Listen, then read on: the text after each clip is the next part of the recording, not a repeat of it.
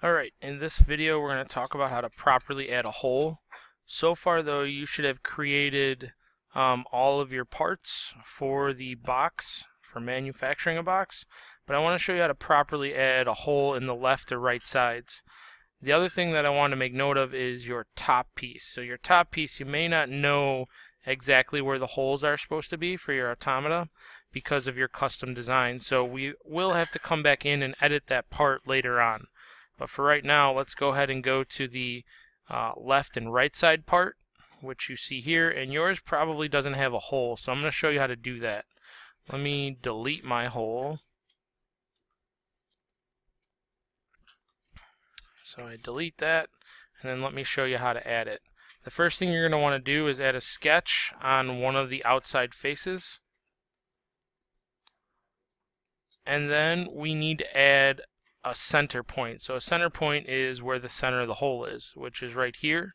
So you're going to use a point tool. I just want you to click anywhere you want on that face. And then what we need to do is hit escape to get out of the point tool and just add in some dimensions. So we know that this is 4 by 4. So we need a 2-inch dimension and a 2-inch dimension to locate that. So I'm going to go 2 inches here, 2, enter, and then 2 inches here, 2, enter. So now that hole is located right in the center of the side piece.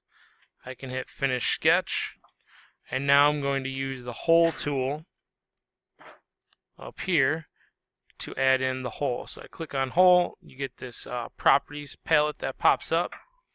We just want a standard simple hole that's going to go all the way through, but we want to specify the size. Now if you remember in the directions that I gave you, if you look at the drilling directions, we used a 9/64 inch drill bit.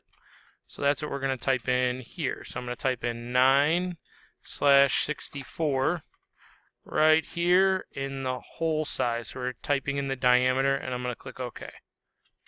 So now you'll see that I have a side piece with a 9/64 inch diameter hole there. And just do a quick save, and then now you should have all of your parts done. In the next video, we'll show you how to do the assembly.